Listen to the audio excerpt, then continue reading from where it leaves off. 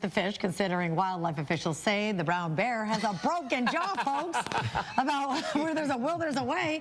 About 1.5 million people voted on 12 bears that could be seen on live webcams from Alaska as the animals worked on getting ready for hibernation. I don't want to hear any excuses. Broken jaw, and he's that big. Yeah, look at that. He's like, that fish is mine. Exactly. All right, we got weather. Yeah, it's beautiful out there. Let's just tell you, we're going to give you an update tonight at 10 o'clock. It's going to get cooler, but again, looking good into the weekend. A full check, 10. Thanks, Rich. And thank you for joining us for our early news. We have TMZ next. We'll play some Rubik's Cube and then some chess. We'll see you back here at 10, Or the Edge at Rubik's 11. chess. And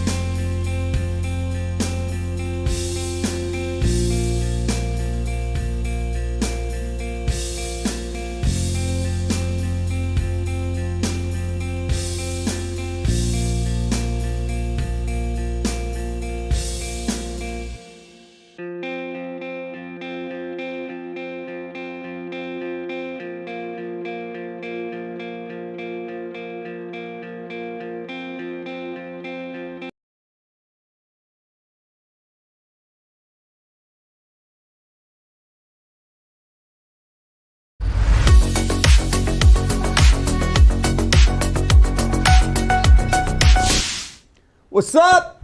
What's going on?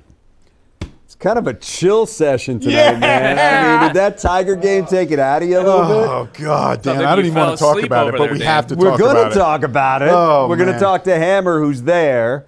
I mean, but it was like, it was right there. Oh, hi, Hammer. Hi, Hammer. Hi, boys. I miss you. I wanted to come home. okay, I wanted to come home today. That was kind of deflating, Hammer. Am I wrong? You know what? You were there, right? It was really hard to watch because, as you guys know, they stranded 15.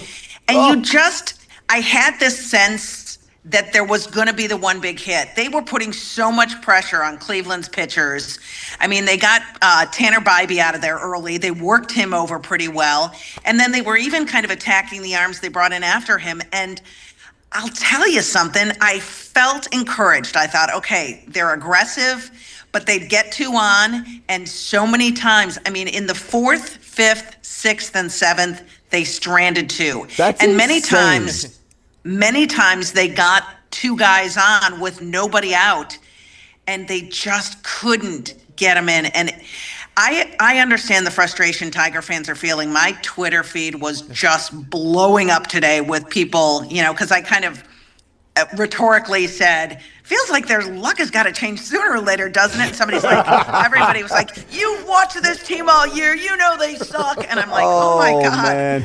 It was rhetorical. Hammer, people. don't leave it open like that on X, because you know what's going to happen. I know. But I was just taunting them a little. It was rhetorical, simply just, I think you were trying engaging to the be- masses. I think you were trying to be positive, right? And I say, was trying. yeah, guys, it can't go on like this forever. But the problem is, and we should say to everybody out there, welcome to the Sports Office. It's great to have you.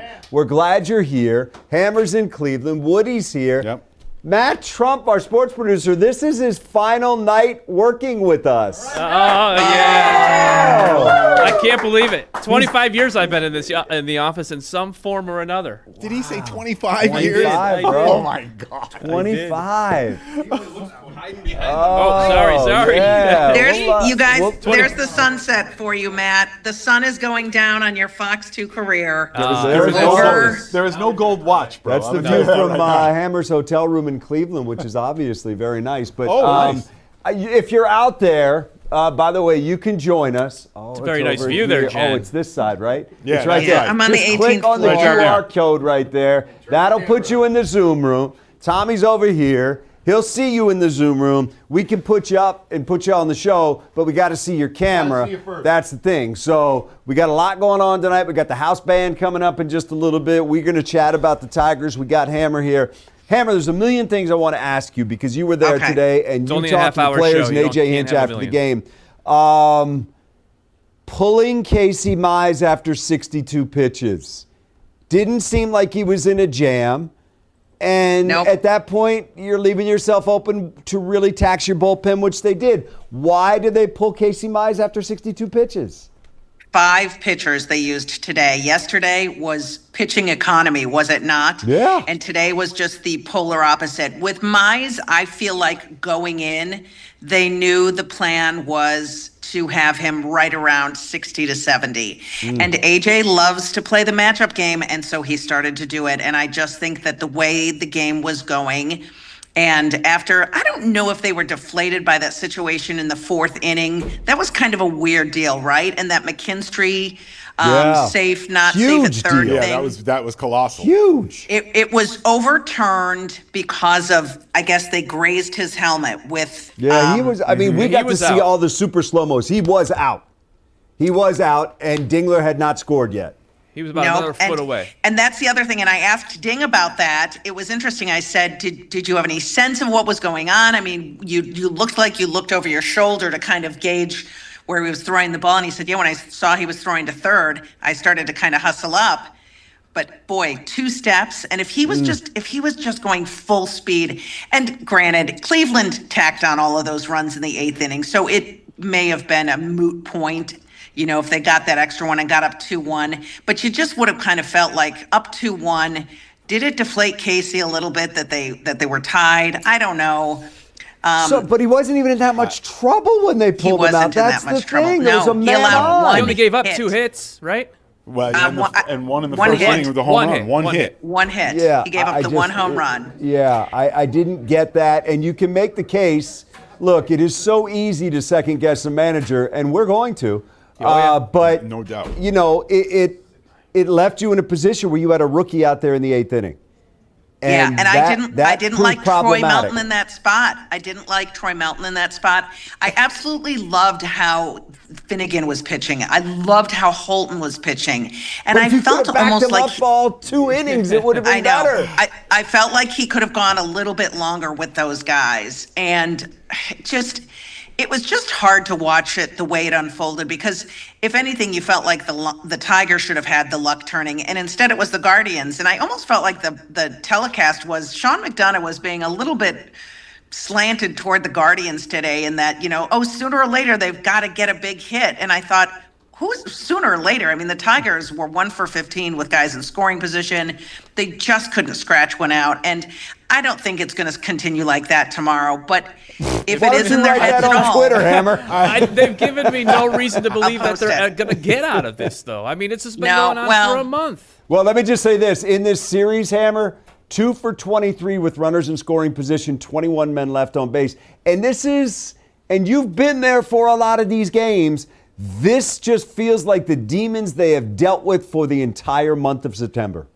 And particularly against this Cleveland team. Yes. I mean, here's a Cleveland team that's now gone 9-6 against them down the stretch and always seems to come up with the big hits. Guys like Quan. I mean, Rocchio, their number 9 hitter, really beat down the Tigers today. It's they do it by whatever means. And what's really sad to me is on a day when a guy like Javi Baez was contributing and came up with a big hit and drove in a big run, an important run, it felt like maybe things were going to turn their way. You know, the shadows late in the game were really complicated. Some of the guys were saying, you know, we can't use that as an excuse because they've got a hit in the shadows as well.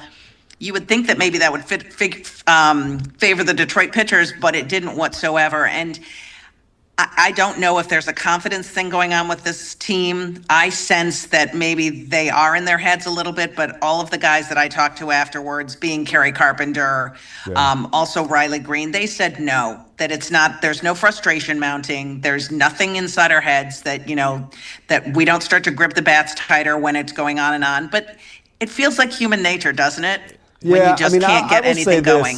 I've left a lot of ballparks and a lot of stadiums and a lot of arenas thinking, man, that team is cooked. And then you come and you see them the next day, and because of the life they live and the profession they have, they are able to flush a lot of stuff. Yeah. The one thing you hope is that they don't come out tomorrow trying to hit a two-run homer every time they swing the bat. But there is an elephant in the room that we have not looked at yet, and that is pinch hitting for Riley Green. Yes. Yep. And Hammer, look, I understand AJ Hinch's thinking, but I don't. But let me say this. Go ahead. And you can jump in, Woody, with your thoughts. But here's where it bothers me: is that's your best player, and if that's the face Presumed best player. The numbers don't bear that out for this month. Fair, but if that's the way or the level of trust you have in your best player or presumed best player in the highest leverage of situations, that's a real problem. And A.J. Hinch can say after the game that this is not a statement about Riley or whatever he said. It was something along those lines. I'm paraphrasing a bit. It 100% was a statement about Riley Green. Exactly. Because you show me another team that's going to pinch hit for their presumed or best player. I mentioned that earlier. Right. I said, could you see the Yankees pinch hitting for Judge? No, not Judge. Well, Judge's anybody. But Cody in fairness, Bellinger. Judge's slants aren't the same as Riley Green's. But like a Cody Bellinger, the Phillies pinch hitting for Kyle But you Schwarber have or it's something saying, like Hammer, that But you he's have half struggling. a good player. Listen, he is struggling right now. He is scuffling, and it's no surprise. And AJ just wanted to play the matchup. And to his point, I mean, Jahmai Jones, I don't have the numbers right in front of me. My computer just died. But Jahmai Jones' numbers for this, I think his OPS is something like 660, I believe, for the month of September. And he has really been striping the ball. I mean, he has been very effective. He has come up in some very critical situations, and he's gotten them the big hit that they've needed. So for that, I can understand. The fact that it came against Riley Green in the 7th inning does feel really like he has no faith or trust in his presumed all-star and best player on the team. But his strikeout numbers, too, are through the roof. And AJ's a sensible guy, and he felt like desperate times, desperate measures, just trying to get some kind of spark. He doesn't have that same type of intuition that I think we used to see from Jim Leland. I mean, it felt like Jim Leland during those playoff runs could do no wrong when he would just use his gut and go for a guy, you know, pull a guy off the bench, and he would just always get production. AJ hasn't had that kind of success recently against Cleveland. But we would have said the same thing about AJ last year. Right. You know, about AJ, because with all the chaos and all that stuff, AJ certainly had it last year. I think he's been in a miserable position this year because his players, look, I don't love what happened with Riley Green today because of the statement it makes about Riley Green, but man, if you're AJ Hinch, think of all the levers that you've tried to pull, and nothing has worked with this team this year. And I know people are on Scott Harris, and I get that, but I still look at these players and I say at some point, these players that are getting the opportunity to make plays have to do that, and they didn't for pretty much the entire month. I agree with you 2,000%. It's almost like when in The Wizard of Oz, you guys will love this metaphor. I didn't know when that was the coming. when the great and powerful Oz is standing behind the curtain trying to do all the levers, and Toto comes running around the corner and chews on his pant leg and pulls down the curtain, and they see it's just this man who's operating the levers. AJ Hinch is just a man at the end of the day trying to push the right buttons and operate the levers. And I do think that he's just kind of searching for anything at this point. And I agree with you completely, Dan. The players have let them down in this situation. And I don't know if it's that they weren't what we thought they were before the break. And I even asked Riley Green and Carp about, is this the same, are these some of the same woes that you guys had before you got into the game yesterday? I mean, the playoff run is 2 games long. So, but I mean, they have just been struggling to score runs, and it's been going on for long enough that we can ask those questions. And it's not an indictment of them. It's just, it's opinion that maybe is a little bit of fact. Part of the gig. Look, I have another question because AJ loves, analytics and all that kind of stuff. Okay, my question is this. You get Mize out of there after 63 pitches, okay? You got relievers in there, but why leave Melton in there against left-handed guys when you had Herder in the bullpen ready to go? He's a lefty. You want lefty on lefty. I don't understand this. Well, come the on. inning started with bad matchups for Melton, it looked like. Yes, absolutely. But again, if you're going to play the righty-lefty deal, which he does do on then it would have many been Herder to occasions, start. It would have been Herder to start that inning. Now, granted, he gave up the home run after all this happened, but who knows what would have happened had he been in there to start the thing. I don't get it at all. Enough with Riley Green. That's a whole nother deal. But you guys covered that. But for me, it's the pitching deal. I could not get that out of my head today. And again, it is Oz behind the curtain, and the dog's tugging on his pant leg, and he's just a man trying to find the best thing he can. And sometimes it doesn't work. But again, sometimes players have to step up. Hammer, you need to go get some dinner, so we're going to let you go. But I want to ask you this, because here's the thing that is the beautiful thing about sports. Is all the angst that we have right now could be erased tomorrow if Jack Flaherty comes out and pitches a game and we're talking about them going to Seattle. That is the nature of the beast, that this conversation could be exponentially different tomorrow night. Put the flaws on hold for another day. Exponentially different. And I'll tell you something. I saw Jack Flaherty sitting in the clubhouse, and I listened to his press conference today as he was, the starter for the next game, talking to the media. And he said he loves these situations. He embraces them. And let's hope that he's got his big boy boots and pants on and that he just has big onions. We need him to really step up and be a dude, because this is what he's here for. He can erase every question about the last month of the season. He can erase every question about the money that they paid to bring him back as like one of their big free agent offseason gets, right? And every guy in that clubhouse said, we love that he's a veteran. We love that he pitched in the World Series. High leverage is in his blood. So tomorrow he's got to come out and he's got to ball, and he's got to take them into the 6th, 7th inning, because the bullpen was taxed today. They used 5 guys. They've still got some there that they can use. Hanafi, Vest, Canely didn't pitch today. They warmed him, but there's still some guys that they can throw, and they've just got to be able to get some run support. I was just going to say the same thing. Absolutely. Hammer, great stuff, doing a great job out there. It's been fun. I just hope that it's more entertaining tomorrow. And we'll see you tomorrow. Thank you, guys. See you, Jen. Hey, Matt. Yeah. I will see you on Friday at your going away party, but I just want to tell you, finally when we got you cooked into shape, now you're leaving us. I know. I'm really disappointed. It took 25 years. I'm sorry. Hammer, thank you. Great job. Thank you, Jen. Bye, guys. Thanks, Hammer. All See you right, soon. we're going to break. Thank you very much. House band, you ready, or are you still warming up over there? Nah, still warming up. We'll check in with the house band coming up in a minute. We got to take a break. Be right back.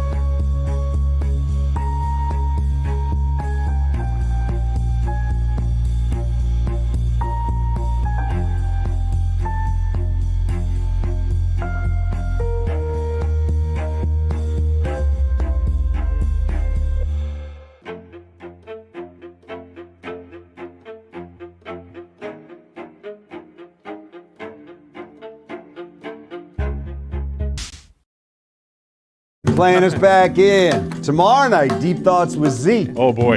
I didn't know. There's Z though, letting it go. I didn't know a stool had that much music possibility. That's good, man. We It's love not the it. stool, it's him. We love it. Hey, you can join us tonight. Zoom I room, get this Zoom right? room, Right? Zoom room, Zoom room, Zoom room, There. Zoom room, There, Zoom right room, there Zoom room, is Zoom the room, QR code. Zoom Just hit room. that, and you'll be in the Zoom room. Then we'll throw you up, or you can just put in the meeting ID, whatever it takes. We're going to kick some things around right here. We got and it. I do think it needs to be said that, as I mentioned before, and I always come back to this, think about how good we felt yesterday after the Tigers won that game. You're thinking, man, they're one win away from going to Seattle. God, I well, wouldn't they're even say I still felt good. one win away from going to Seattle. Now, the problem is Tarek Skubal's not pitching tomorrow. But it feels like oftentimes, guys, pitching hasn't been the issue for this team. It's their ability to get a hit when they have a runner in scoring position. And as Hammer documented, how many times did they have 2 runners on today and just could not come through? You can't be a good baseball team and do that consistently. Just a couple weeks ago when they were playing the Guardians, they had 6 out of the first 8 innings where they had 2 runners on and couldn't score. Look, They have not put together one of those innings where they pass what do they always like to say? Pass the baton. Oh, we the next- haven't heard that since pull like it, move the Yeah. chain, yeah, June. pull it, ski, pull the chain, yeah, and all that. I would say since the Yankees series in early September or late August, whenever it was, when they were putting 10 runs on the board and putting up 4 runs in an inning, there's been none of that since. And, the crazy part is this, Dan. You say there's a chance tomorrow, yes, and all that. But over the last month, what have we seen? We've seen a win here, loss, win, 4 losses, 2 wins. I mean, it's been inconsistent as far as success goes with the team. So it's very difficult for me to say tomorrow, yes, they do have an opportunity to get it done. I think they're done. Woody, What? tomorrow they do have an opportunity to get it done. I hate when All you say that. you need to do is come out. Listen, And most here's the important, that's what thing. they're Okay. thinking. Cleveland hadn't exactly been rocking people. No, Cleveland is terrible, which is why I do not understand why. Okay, have you seen AJ Hinch hit and run? Have you seen that? We saw a bunt in game 1. Have you seen any of the Tigers hit? Look, what I'm saying is if you need to create something, Yeah. okay, you have guys on base, you tell that guy at the plate, you must hit this ball, no matter Well, what it is. I mean, how you much must different hit it. does this Put it in game look? play. If today we Zach saw, even if they hit McKinstry's right hand we saw touches today, the bag look, instead of going right by the right side of we it. saw today they had enough guys on where even if you hit into a double play, you would score runs. So Shoot, come they had enough on, guys on today to do anything they wanted to do. oh, just hit the ball. That was the problem. They had enough guys on today to do anything they wanted to do. And you know what? I'm also afraid about tomorrow because, yes, they used a lot of the bullpen today. Like Hammer said, 5 pitchers today. Now, there was a good part that Cleveland used their, relief guy for 30, 40 pitches today or something like that. So maybe he won't be able to go. But still, you got to hit the ball. Here's the You thing. got to do Z the is a pitching right. terrific musician. Yeah. Matt, our photographer, brought this in. What's this called? Sultry. A sultry. So we're going to go to break and see what Z can do with this thing. Take it away, man.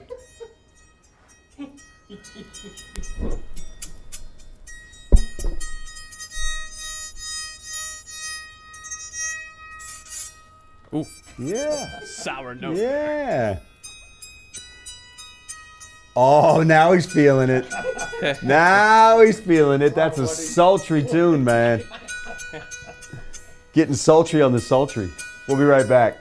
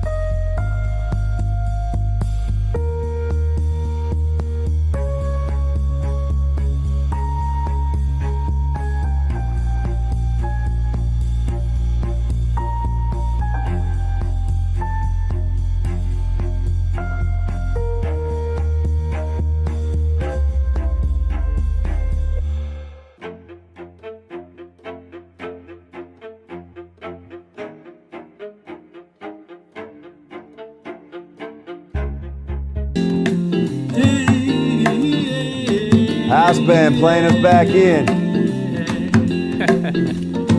Dan, this is like a late night talk show. Hey, this is good stuff, man. It's nice. I think Zebo adds a little ambiance to the room. Hey, we only got about 2 minutes left, and that means the final 2 minutes on this show for Matt over there, who's leaving us to move to a different state. So, Matt, if I asked you for the highlight, what was the coolest day you had at Fox 2? I would say the first time. No, I take that back. I was able to interview Steve Yzerman one day in the Red Wings locker room the night they clinched a playoff berth. I don't remember what year it was, maybe 01, 02. Our photog was late getting down there. And so, everyone's in the scrum with Yzerman. Yeah. And everyone leaves, and the photog's still not there. And so she gets there, and then I'm like, oh, my God, I got to get Yzerman. I ask him again, because I kind of know how he kind of was with the media back then. So I said, all right, I'm going to ask him. So I said, hey, Steve, I know you just talked, but do you have a second? He's like, oh, Jesus Christ. So he's like, yeah, go ahead. So got the photog, and I had to kind of do like a one-on-one with my idol growing up, Steve Yzerman.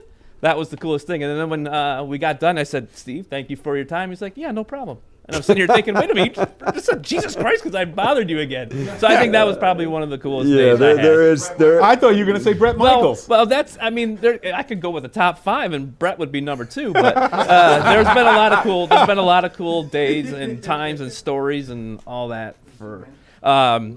We only have 30 seconds left, but I'll never forget one night when we were in the office downstairs, and Woody was doing a sports shorts in front of the monitors back in the day, and he's trying to spit out the Michigan score at halftime. And I tried telling him, he said a score that wasn't even close to the actual score. I'm laughing. He's kicking my chair while he's in the VO because I'm laughing at him for having the wrong information. Hey, we gotta go. We love you. Great job. Thank you. We'll see you guys again tomorrow night. Thank you, Matt. Thank you.